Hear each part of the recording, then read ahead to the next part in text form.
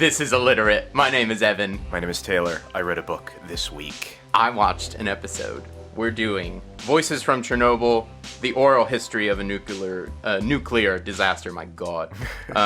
Written by Svetlana Alexievich. Here we go. Is that right, Taylor? Mm-hmm. Good. Let's get into it. Voices from Chernobyl. Mm-hmm. As most of our current relevant hip listeners know, the HBO series Chernobyl is out, and it's been making quite a bit of noise. Mm-hmm.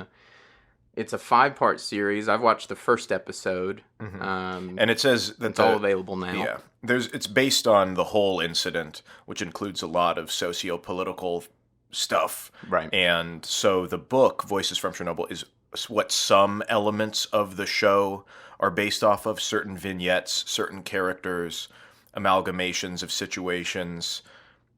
The book was very interesting to me. I don't know anything about Chernobyl, which is also why they made the show. Right. And to preface this all, we are not experts on the event at Chernobyl, Soviet culture, history.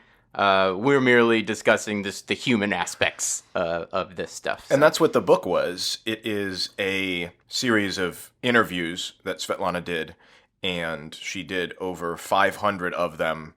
Wow. In a 10-year span, started in the mid-90s. Chernobyl, the situation happened in 86. And so the book itself is over 50 or so of these, condensed and moved around and situated in certain ways. I'm not going to go through all of them. No, I want all... I want all the notes. I want all the research. If her binders are available, I'd love to see the documentation. The napkins scrawled in the Starbucks. We want it all. I want just the raw roll from the camera. I want these interviews.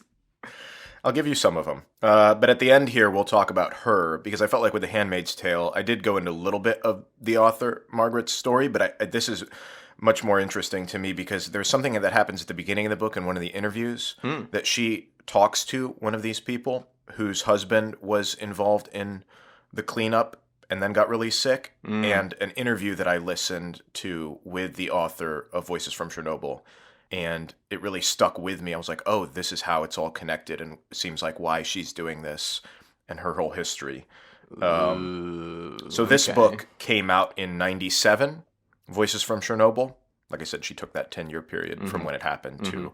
Oh, so she was like, it happened, and she's just like, I gotta. She was in the capital of, she wow. was in the capital, Cool. and then so she she's went hot on it down there immediately. Yeah, the one that I read is a translation that came out in 2005, and there's also a new 2016 translation. Oh, okay, which came out. Interesting. I wonder why they felt the need to do it again. I don't know. Interesting. And it won the Critics' Circle Award, which is this book award, in 2005. The English translation did. More recently, though, Svetlana Alexievich won the Nobel-Prize in Literature in 2015. So the Nobel Prize is awarded for your whole body of work, as opposed to a particular thing. And the Nobel Prize is like a cultural, whole world kind of thing, which is true. So only a few people have ever won this for being a nonfiction writer. Because it's the Nobel Prize in Literature. Yeah. And so her work encompasses, which is what we're all about, human feeling and emotion. And that's really what she hits on, is the facts are the facts. But when you talk to somebody about how they feel about it, you get the truth. Yeah. So that's what she's really into. It's like the difference between a stack of papers reporting an incident and a painting of what it looked like. Exactly. Yeah. And so that's probably all the prefacing we need. We're going to talk about the painting of this situation. And if you don't know anything about Chernobyl, I have a little bit of it, and in the kind of preface of the book, it goes into a little bit of it. But I didn't know anything of the context of it. It's just more interesting to hear these personal stories. Don't know very much about the incident at all. So it was a nuclear reactor, an accident. It brought out a bunch of radiation. There was a lot of cover-ups and government, it's negligence. It's become just a kind of a classical, human happening a cultural pinpoint of like, and that's where we messed up as mankind, like as a whole, right here, and this is how bad things can be when we let things slide. And a lot of people say that this is the straw that broke the camel's back of the Soviet Union, because it was Absolutely. unavoidable in the sense that the radiation was found in Sweden, and people are like, well, this is none of our reactors in Europe, so it must be happening over in the Soviet Union, and they had to be held accountable for it. God. So just some historical context, the way that she starts out the book, Voices from Chernobyl. The situation was like the opposite of the World Trade Center, or this is this translator explaining kind of for some historical context, that it's the opposite of the World Trade Center, where they were ready for the survivors. They had tons of paramedics and crew, and devastatingly, there were hardly any, but there was all that preparation and care put into how can we help people who's Emergency here, crews, but yeah. everybody 5 seconds, I think, was they responded immediately. I think it was just Jon Stewart was on Capitol Hill last week, saying that exact thing, because the Congress people wouldn't even meet with them about everything that happened to the rescue crews. The opposite happened with Chernobyl, where the initial blast that then started the fire and the radiation leaking killed only one worker, and then reporting there were fewer than 30 people died from radiation in the next couple weeks following. This was April 26, 1986. But the fallout afterwards, hundreds of thousands of people are affected. Forever that land is tainted. The radiation spread out over, by May 2nd of that year, they sensed the radiation in Japan. By May 5th, it was in the US and Canada at elevated levels. So it wasn't the immediate response that was the problem. It was all of the survivors after. The compounding effect of this stuff. And so this author is from Belarus, which is just a little bit north. It's happening in slow motion, which is almost a little more terrifying. And it's It invisible. makes it a little more nightmarish. Imagine 9/11 happening to you, for years to come. Right. I mean, and that did happen to, like we were saying about the rescue crews. But a nightmare unfolding in slow motion. So Belarus has a population of around 10 million. During World War II, 1 out of every 4 Belarusians was killed. So a quarter of their population in World War II. And comparing that to what happened with Chernobyl, today, 1 out of every 5 people that lives there lives on contaminated land. So it's pretty close to the same problem. And it was just... So this is very personal to this author. Well, I mean, I think it's kind of why it's become such a touchstone. Is it's personal to the entire world. It did affect the entire world in a way, and is it's not about political. It's not about the specific people going around. I think it's just mankind. Yeah. Turning, just being a little ignorant and a little cavalier and unwilling to accept the mistake as it was happening.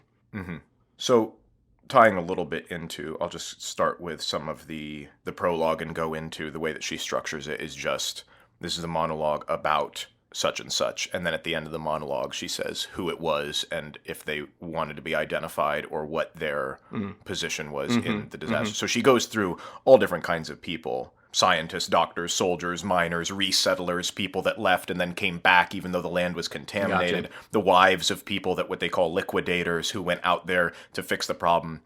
The government of all of these Soviet bloc countries requested aid, sometimes forcibly, sometimes not.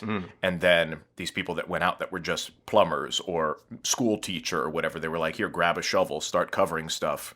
Wow. And that ties a little bit what I'm getting at is from my limited knowledge of the culture and what some of these people are saying in these interviews is that because of the communist background of the culture and the society, that was looked upon as heroic. Like you were shunned if you were like, no, I'm not going to do that. They were just like, hey, we got to go. We're doing this. And people are like, oh, well, that's my job. We're all in this together. Yeah. And then same thing in being in the land. It's like, why would you go back to that? It's like, well, this is our land. This is what we built our life on.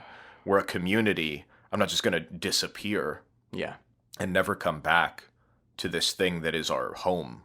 Yeah, at a certain point, push come to shove, it is where your life is rooted, and some people just cannot walk away. Some people can, but most probably can't. Or you're a part of a collective farm, and so you have that in your mind. People have a lot of things holding them where they are. Yeah, so that was interesting to me because I think also as Americans, if you're listening to this and you're American, we don't have that in our culture. We have more of an independent get up and go. We're not rooted. It's on you. We can do whatever we want. And if you don't get it, it's your, you didn't try hard enough. And why don't you stick up for yourself as opposed to, maybe there's more people involved and you should just stay quiet and deal with it because that's what you're supposed to do. Compromise and communicate. And that's what's better for everybody. So in the very beginning of the prologue, probably the most devastating one, she's talking to a wife of somebody who's a liquidator who got called to go out there. She starts out saying, should I talk about death or love? Which, remember that because we'll get to that at the end with the author. Her husband was a fireman. They were newlywed. They lived at the firehouse. The situation happened. He had to go over there and deal with it. They shipped him out. And then they shipped him over to a special hospital in Moscow. And she's pregnant already, and the doctor asks if she has kids and says that she does have them, because if she's pregnant, she's saying she's lucky that she could hide it. They don't know what is happening or what they're going to do to anybody. She says that she loved him, exclamation point. The way that she's writing this is also very interesting because she puts in brackets. There's no interview, the interviewer asking a question. It's just all one big monologue of the person. Okay. So it's an unbroken thing, so you don't get the back and forth. But sometimes they'll be in brackets where it'll be like she was silent for a long time or something like that. Yeah. Or just an indication of what the person is doing, which is sort of weird because you feel like you're in a movie almost where you're watching the person tell you about this. Yeah. She was saying the only thing that saved me was that it happened so fast, referring to her husband wasting away in the hospital. She says, in 14 days a person dies, which we presume is how long she was there after because he was in the thick of it, right up on the roof. They wouldn't let her hug him or kiss him or anything in the hospital because he was contaminated, but eventually, because she was so persistent, the nurses just let her go in, and they were like, you think you can stop her? She'll go through the window. Like, she got that reputation that she was going to be with him every single day. When they were together before this, she said he only fell asleep after taking my hand. It was like a little ritual that they had whenever they went to bed, that they would hold hands. And she said when he was in the hospital, she would pull her hand away and his skin would be stuck to her hand. There'll be a lot of I'll try to get rid of that, but that's it's the truth of it. And he's coughing up all this stuff, and eventually he dies, and they sealed them in these zinc caskets because that's what everybody was so concerned. Even if they're in the ground, they have radiation coming off of them. She called them all heroes of the state.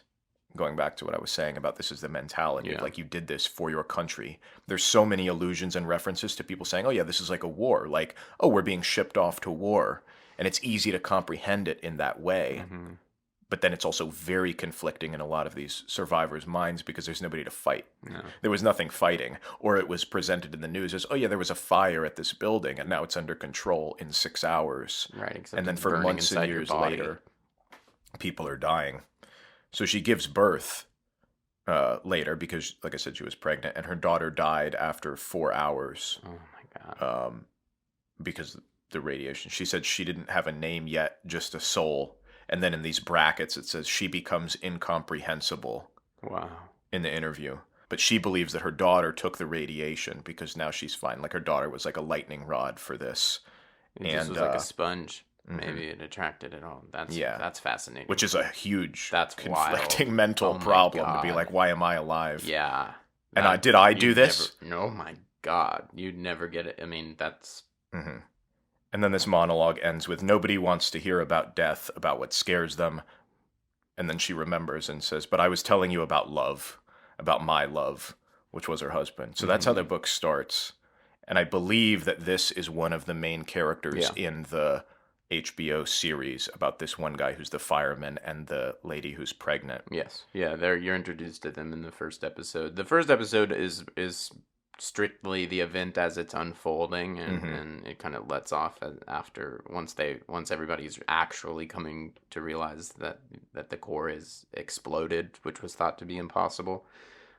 So he's just been there fighting the fires and everything, and realizing, oh, what's going on? This is strange. There's a graphite on the ground, those types of things. So that's where they leave you at the end of the first episode. So I haven't got to see him deteriorate. I believe she comes back. Yeah.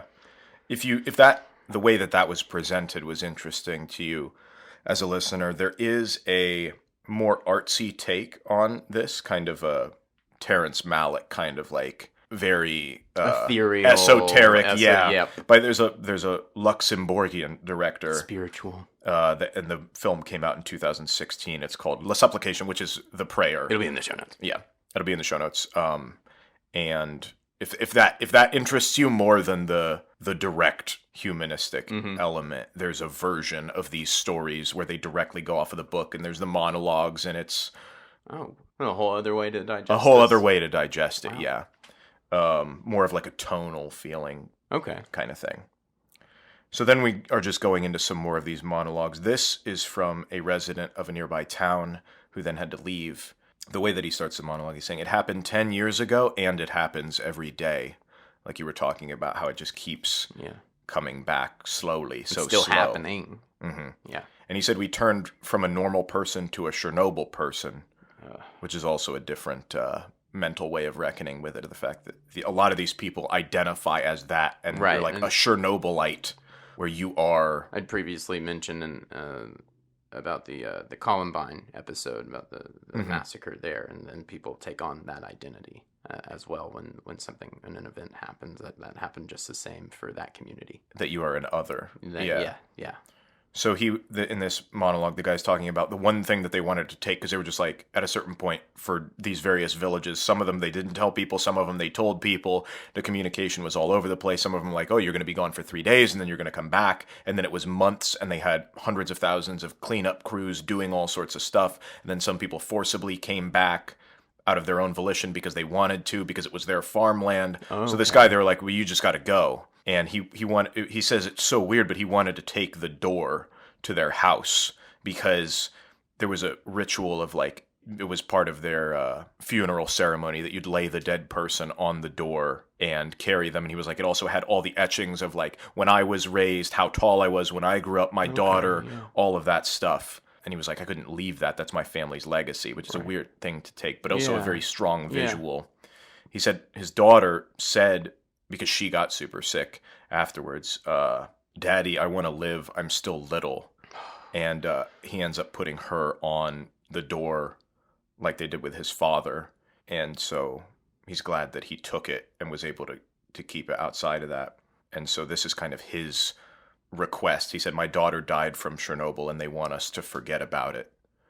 So there is a short film that was made called The Door. And it's on YouTube. I'll put a link to it. And it was nominated for the Oscar for Best Live Action Short in 2010. And it's just this monologue translated into a short film about the guy and them having to leave, and then the daughter and the door. And so that's pretty interesting. It's like Russian subtitle. My mind is going back to how the series probably came to be. So that probably has a lot to do with it. That, and then a few years later, the author getting the Nobel-Prize for Voices, but just that the Chernobyl event is turning up compelling human stories in, now it's bleeding into even the Oscars. That's where the producer is certainly like, there's something here. Yeah, that we're not talking about. Yeah. And the creator of the show, Craig Mazin, who there's a podcast that's the HBO Chernobyl podcast where they deep dive into the episodes with him. And they released, also listeners should know this, they released with the podcast all of the scripts for the series. So if you have seen the series or interested in that, you can go back and look and listen to the writer talk about it episode by episode and look at his writing compared with the show itself now. And now here is the quote-unquote source material. And there's tons of information there. He was saying in an interview I was listening to him, the big question was why this happened, because people know that it happened, but as he was looking it up, people know Chernobyl, but they're like, I don't know anything actually about the situation. How it came to pass. And so he felt like there needed to be another piece of material where he could go into what was going on. Yeah. 3 portions of the book, it's just shorter monologue vignettes, and this one is called The Soldier's Chorus. So it's all people that were directly there involved in the fix-up of the situation. a big part of it was the animals that they had to leave.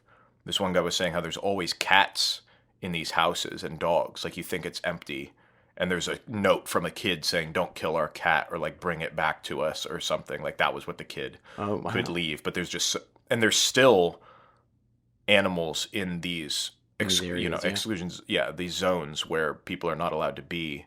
There's actually, I looked up, there's a through the SPCA or something, but it's called Dogs of Chernobyl, and they go every year and they try to a whole wildlife population to a degree. These things reproduce at a really quick rate, and so if you just leave them alone and everybody's left the town. And most of these dogs that they have now, I mean, this happened in '86. Most of these dogs are under 4 years old or whatever. They're still being there, but it's like they need help because they have no, the dogs did go out into the forest and then they came back into the I mean, they're not populated anymore, but these areas, because of the wolves and because these other animals are coming back. But there's groups that go in and spay and neuter them and give them whatever they need. So that should have been Isle of Dogs. I'm just kidding. Really depressing children's animation film. These radiated dogs. Yeah, but that's what sucks too, is because I was thinking like, oh well, why don't they do something? It's like they can't bring them back because they're still they just have to round them up and murder them. Yeah, like is that the answer? No, that's what they did in the moment. Yeah, is there were certain people that they purposely got hunters or people that would just run in and kill all these animals. There's a scene that happens in the story in the HBO series that has to do with puppies and dogs that got a lot of attention. It pulled on the heartstrings. Got people going. Now, dogs, animals coming under harm in media gets people going. I witnessed that when the first 2014 Godzilla came out. There's mass destruction going on. It's insane. It's just the biggest of big, plots going on. Nobody's fazed by it. No crowd reaction. Everybody's just watching the movie. So then later on, cut to a dog on the beach, tied up. Yeah. We know Godzilla's coming, but nothing's happened yet. The whole audience goes, "Oh my God." Everybody is on this dog's side immediately. They've watched so many people die. Yeah. And no reaction at all. They see one dog tied up on the beach helpless, and everybody is on its side immediately. So they did it with Independence Day. They did it with I Am Legend. It's an interesting thing. I take note in when I watch stuff of just people's when an artist is deciding to use that dynamic and people's reaction to it, because it's never a mild reaction. It's always strong, even if it's done really well. Yeah. That's why they did it. And our plug, we talked about it in Old Yeller, an old episode that we did. Right. Oh, yeah, that's right. So if you want the OG dog dying. Just a little bit more on these soldiers' stories, because we talked about kind of the Soviet mentality of like, this is heroics. And so this one guy was saying, manly men were doing these things. When he got home, he gave his son his cap that he wore from being out there. And then 2 years later, his son got a brain tumor. Oh, my God. And he's like, you can write the rest of this yourself. I don't want to talk anymore. Yeah. Just got over it. There was this one guy who was saying, they just had us like get rid of the topsoil and just shovel it out and bring it on dump trucks. There's no explanation for what they're doing. People don't understand. Even the generals, people don't understand radiation, isotopes, the meters, how any of this stuff is what they're even doing. But they were also paid, this one guy was saying, 3 times their salary. So, like, of course you would go. And they were heavily incentivized. This one guy said, we'll never have proper asphalt and manicured lawns, but there'll always be plenty of heroes. That mindset. We're in this together. I'm keep growing more displeased with all this heroicism from the people being wielded and manipulated by the powers that be. You have these people bought into this system and this culture, and at a level it's really amazing. It's really inspiring. That you can mobilize 300,000 people to fix this thing. All these people jumping in because that is the mentality of like it's all part of one. We are all one. I must do my part. I must offer up what I can, and they did. It's just I'm seeing that divide grow between just the disillusion of these people using their goodwill and heroicism against themselves. Like it's and I can't state a more. It's just despair. Well, there was a certain point also. somebody was saying in one of these things that they couldn't, you can only hold on to that despair so long before it just becomes normal. And so it was like, oh yeah, we're only going to be out here for 3 days, and then it's 3 months and they're still shoveling topsoil. Mm-hmm. It's like, oh, well, this is just what our life is now. It's not, it becomes the normal thing. And throughout, everybody's talking about how they drank so much, or they would be giving them so much vodka and so much whatever, and just every night they were just so intoxicated. I get it. Because that was I get it. That was the way to go about it. Or they were like, oh, this will help stop the whatever, or this is, When it's something this large of a human calamity, if you're in the middle of it, maybe have a drink. Yeah. Or if you, I get it. There was a monologue about repentance, who was an outsider who moved back into the exclusion zone. And he said he was a very philosophical man. He's forgotten his past life. He did something really wrong and he wanted to atone for it.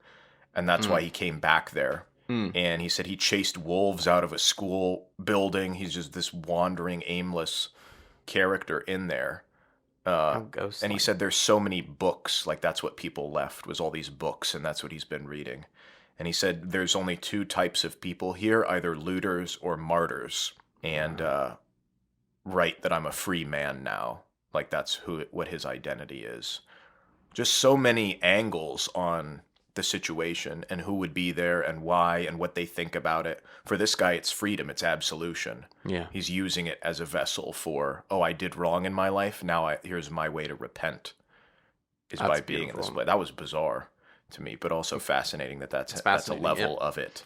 So now we're in the section. There's another chorus of those who returned back to the place. And how long? What do you mean return? How long after? It depends. I mean, okay. A variety. And because they initially had a 10-kilometer radius, and then it was a 30-kilometer radius, and then it was, now everything is, right. They're patchworking the whole situation. So some people came back, some people stayed and refused, even though the government said you have to leave. They didn't leave. Some people were just never told. Some people left for 3 months and then came back. All different kinds of stuff. Yeah. But here's just some snippets of what people were thinking. This person said, I thought the war's begun with the Chinese or the Americans, because you see armored tanks and trucks and that's rolling back through the town, and you were used to people not knowing what's actually happened and thinking that maybe that there's some war happening, unfolding. Mm-hmm. And this person said, even if it's poisoned with radiation, it's still my home. There's no other place they need us. Like we talked about. This person was saying the whole garden was covered with white, which maybe that's in the show too. It's hard to picture because a lot of the physical effects do not come about until much later, or they're much slower. Or it's like when a cow gives birth and the baby's mutated. It's not like an apocalyptic scenario, like people compare it to the atomic bombs of Hiroshima. That was an immediate destructive force. This is a slow, irradiated land, and these farmers... It's an atomic bomb that's going off in slow motion inside your body and everyone who was around it. Yeah. And the apples are fine, and the potatoes are fine, and the cows are fine, and they're telling you to destroy your house and leave. It's hard to understand. Yeah, that's really hard to understand. And so these people said, they tried to tell their grandma that the cow's milk is poisoned. She doesn't understand that. There was a little bit of humor here. Somebody was saying they made a joke out of the Chernobyl apples, and they would sell them for people that say some people need them for their mother-in-law and some for their boss. Oh my gosh. Like they even knew and were being ironic and self-referential of where they were living. But it's home. Yeah. What are you going to do? Yeah. This last person said, there used to be communism instead of God, but now there's just God. So we pray. And the original title in Russian for the book Voices from Chernobyl is Chernobyl Prayer, which is also why the artsy movie is called The Prayer. So this is from the perspective of a history teacher who was grabbed by the government and said, you have to go help here. And he was just he was one of the people just shoveling stuff, trash heaps, gardens. He was saying before this, his wife cheated on him and left him for somebody else. And so he tried to kill himself. He had a history of trying to commit suicide. So he was like, this is no big deal to go do this. It gets me rid of my life and my pain and my problems. thank God they grabbed me to go Wow. off into the wilderness and just do this random job and just shovel crap. And he said, we buried you hate your life and want to die? Here's a job that'll definitely kill you. Yeah, he's like, perfect. What a bizarre circumstance to be in, and such an interesting portrait of somebody in this scenario that they're seeing it again. The balance of like, well, this is this guy's experience, but he was saying it was bizarre because they buried the forest. There were these trees. This is one of the physical effects. These forests, some of the trees just did turn orange.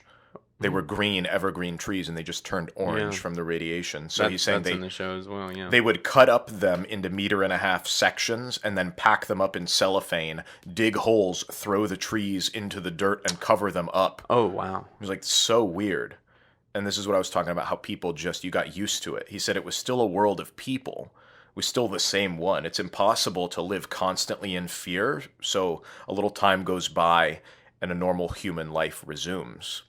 And then that was just the way of the world there. He said the horror was so horrible because it was so pretty. Still looked normal. Right. How can you tell people there's this invisible thing? People wanted to see a tangible something on people. Where is this radiation? Where's the crisis? Where's the disaster? What's Where's happening? The despair? And it's like, it's why are we leaving? leaving? It's in the soil. Mm-hmm.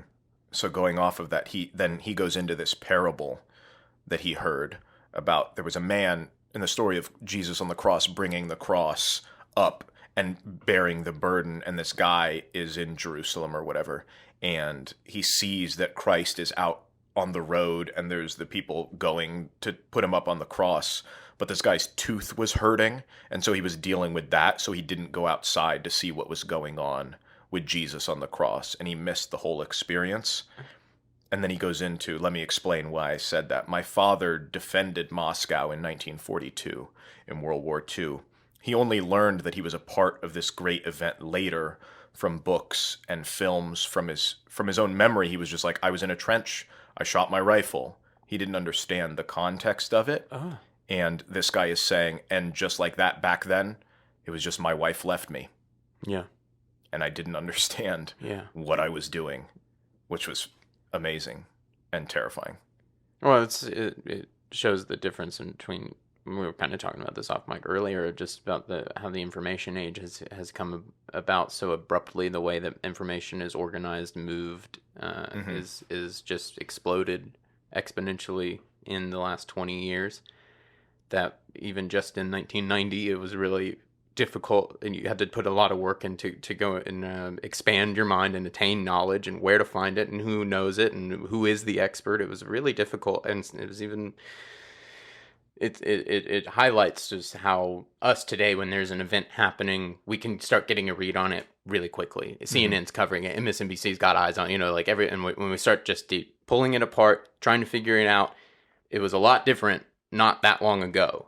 We're cut off from each other just from person to person next door. You have to go and talk to them. It's harder. Yes, we have the phone and mail and those things, but it's pretty tactile. It's slow moving, and so it intensifies even the human element of what the event means to the people who are there and around it. It is down to what are they experiencing in the moment, in the future, just what is unfolding in front of them. Are. It's like, all they can know. I was just his wife. Oh, my wife just left me. Oh, I did something bad, and now I need to repent. The information has not been found. There isn't, there's only, you only know this, and now soldiers are coming to tell you have to do this. Mm-hmm. So the next one is this cameraman who's sent there to film propaganda stuff and just be, in general, recording what's going on. And he was like, what do I film?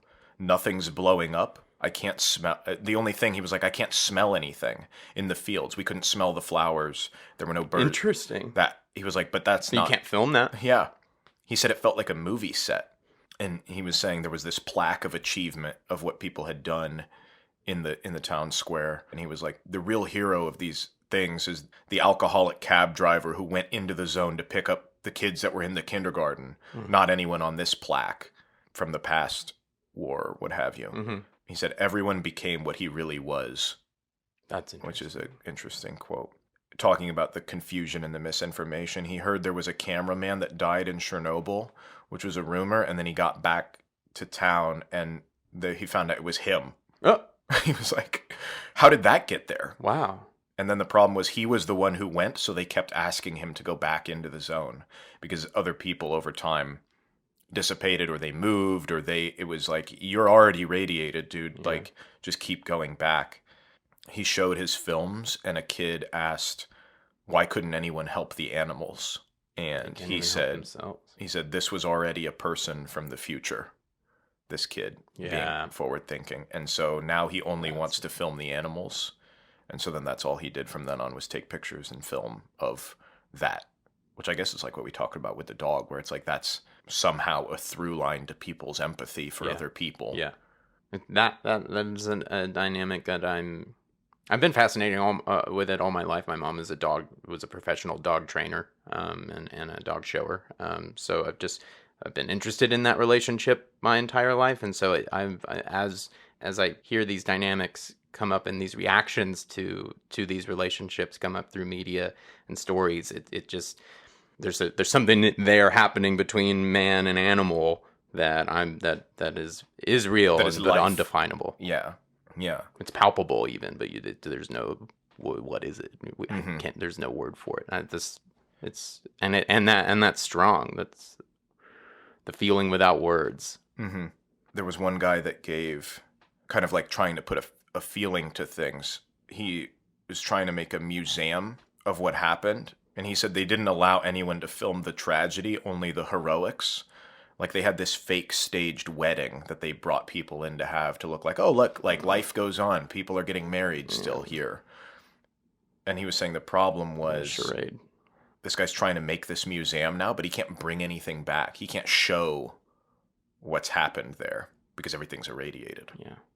Which was another interesting take on how it's affected, and somebody trying to have it's like their you own can't personal really have effect. Artifacts from it, or you can't, like, it's a no man's land. It really truly is. Mm-hmm. And harkening back to just the human calamity of it. That's why I feel connected to it, even though it's a totally different time, place, culture, everything.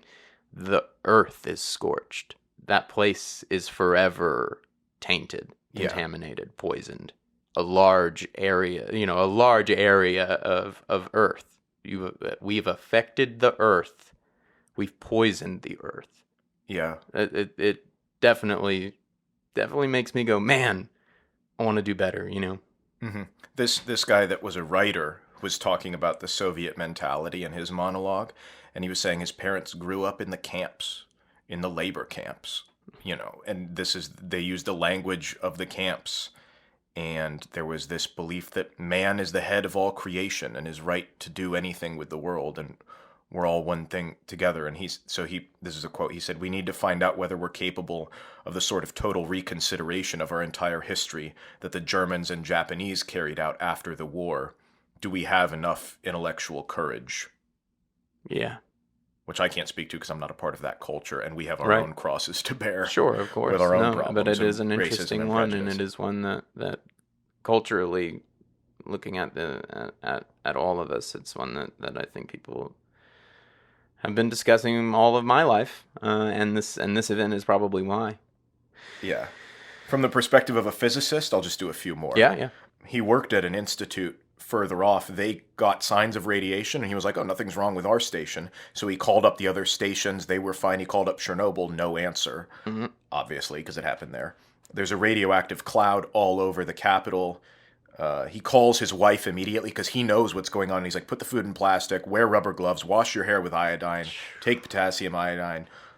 Starts calling. But see, like, okay, this is a guy who has the information of what to do in these situations, but no one knows him except for his wife. Right. Well, so then what I mean. Then here's what he does. He gets the city directory, and he's like, I literally just started calling everyone in the city, just going down the phone book.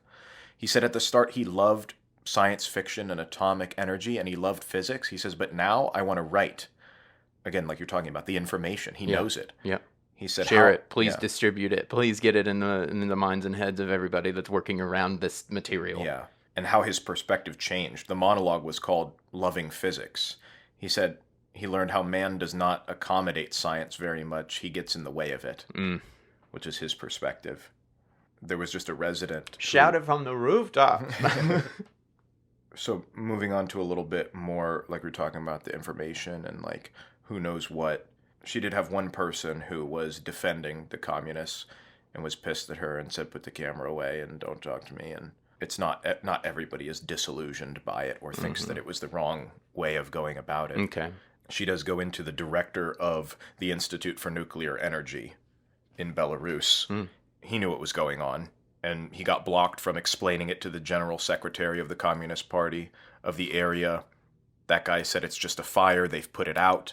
This guy went out and checked because he's the director of the Nuclear Institute, and he's like, nobody is telling people. This guy is the secretary, and he is coming to understand the principle of the party is never stick your neck out.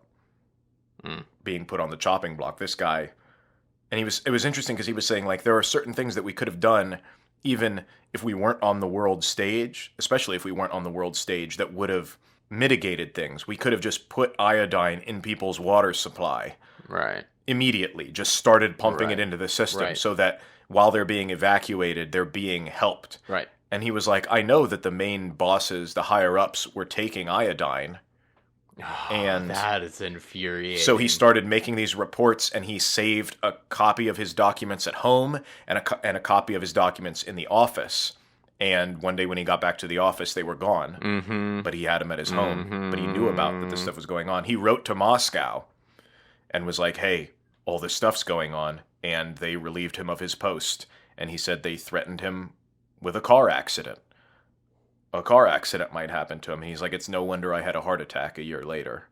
They still do this stuff. I mean, there was the what was the acid poisoning, or I forget exactly the material they used. It was in London. It was a big international affair just in 2016 or 2017.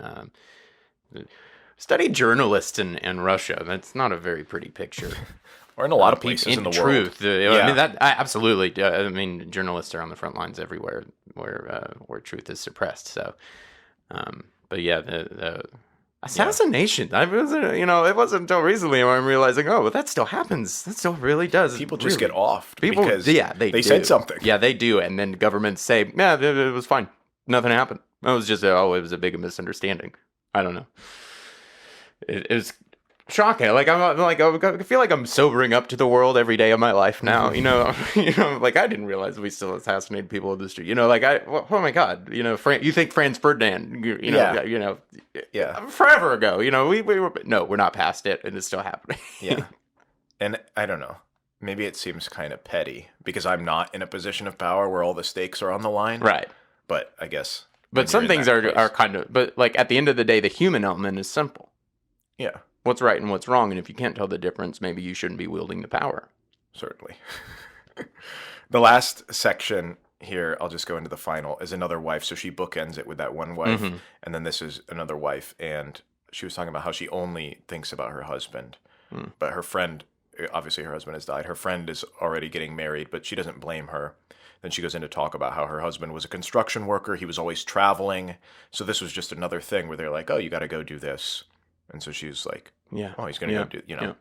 She said he worked high up on the light poles in the evacuated villages and just always, no matter even if he was traveling and for this thing, just longed for him to come home.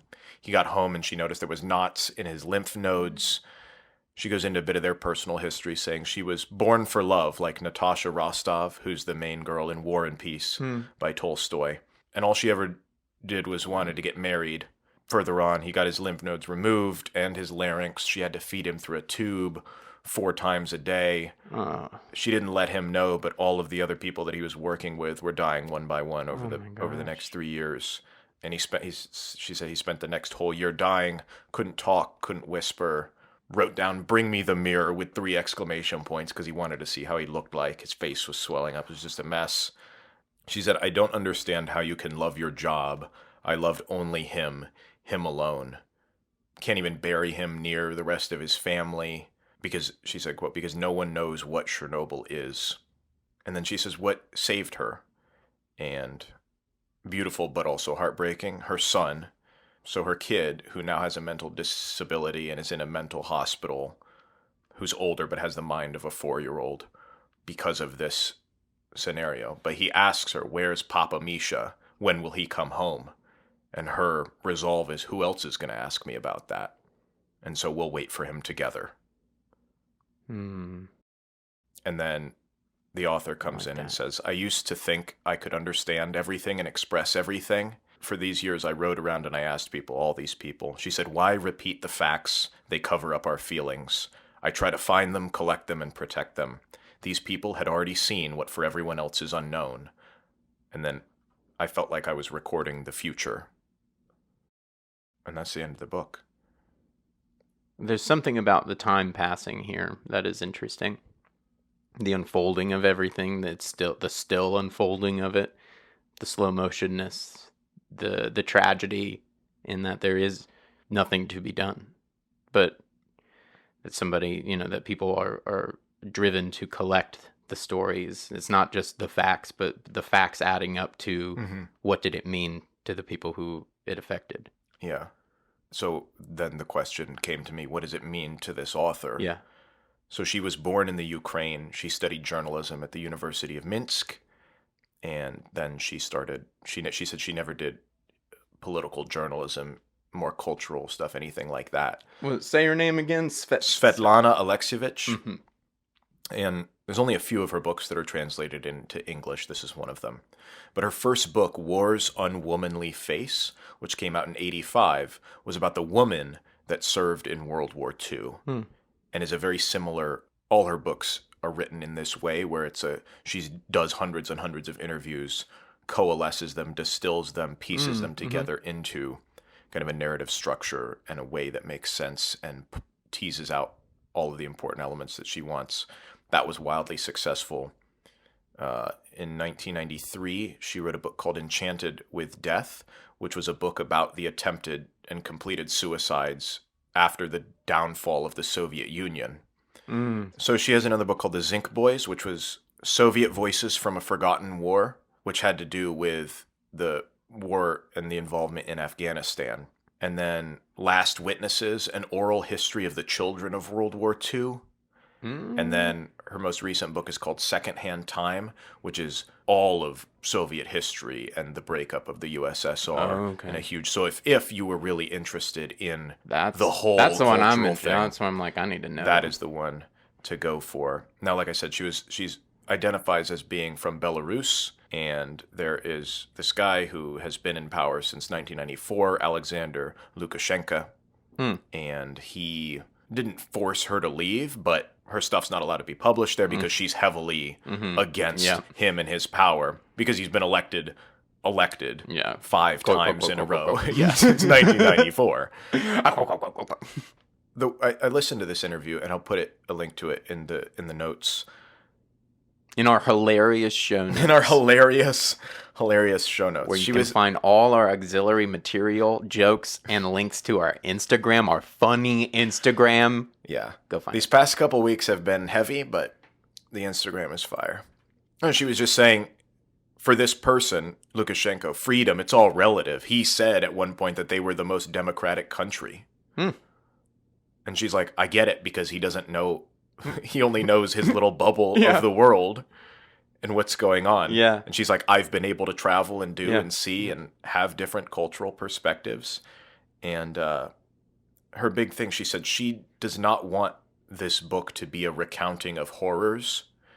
She was saying, I collect the human emotions. She wanted her book to be readable so that you'd read the whole thing and not put the thing down. Because you can't, she learned from the thing, you can only confront so much. You don't want it to be a textbook. Yeah. And she wanted to provide the reader with the space to ask questions about life, which I think it does succeed in doing. So getting to kind of what, in this interview where she was talking, she explains a little bit more about her life. So she was in the capital when this happened in 86. Her sister, who lived elsewhere, fell ill and died a few months later. And Svetlana adopted her sister's daughter.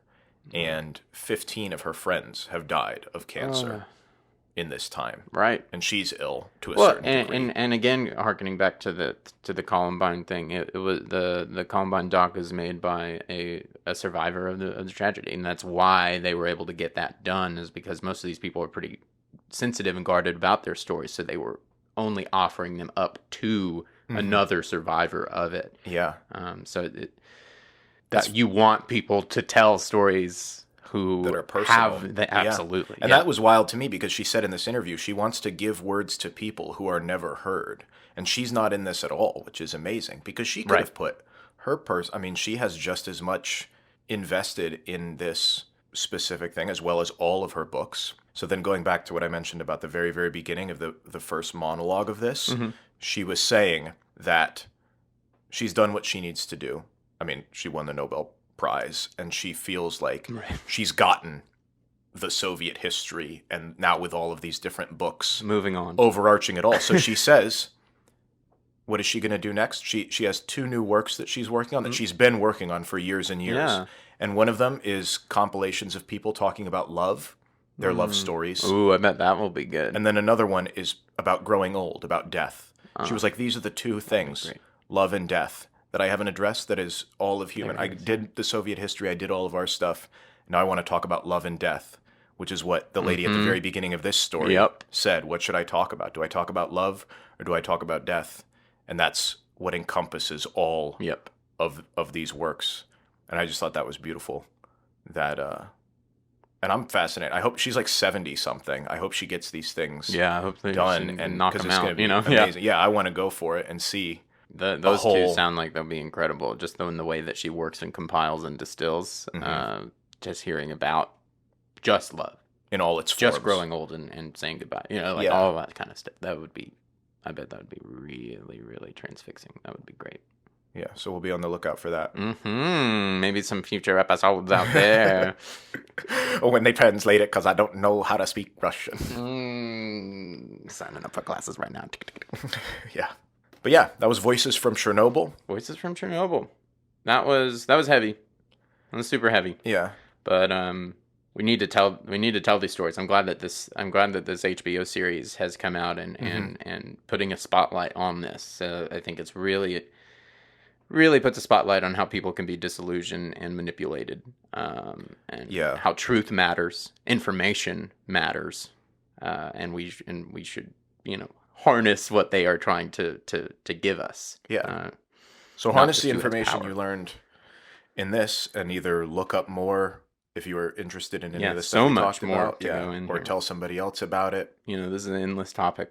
This is just a little window. It's like, again, like I want to go and learn about the Soviet history, Russian history, all of those complexities, because I don't understand as much of how that informs this situation. I'm getting a picture of it, which now I'm like, maybe I would want to visit Russia just to help, just to talk to people there and just to see what it is like to be there, how different is that culture, because we tend to just kind of generalize and think it's not all that much different. But when it comes pushed down to shove, I think what happened at Chernobyl is a huge example of exactly how things would play out differently on the ground based on just the cultural aspects. Like if that would have happened in an American city, like we said, with the Twin Towers, it would have happened. It might not have been good. Right. Like it was still just as horrible, but it would have just definitely unfolded differently. Yeah.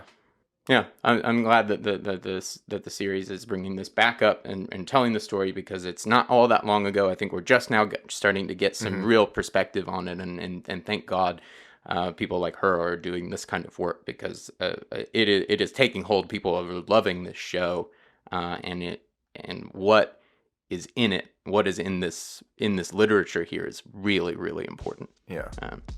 So, and next week, we're doing something light and breezy. Evan moved. We're doing a book about moving and loving where you live. It's gonna be a blast. It's gonna be much different. I know we've had a few. We've had the Ted Bundy. We've had the even Handmaid's Tale, which is all fictional, but and this one as well is probably the heaviest. Yeah. but some light summer reading coming up. Yeah. So we got some light stuff coming up. Tell somebody about us. Recommend the podcast. If you want to throw up a rating or something on iTunes or wherever you are following us, that'd be greatly appreciated. We love all you guys. So thanks so much. We will talk at you next week.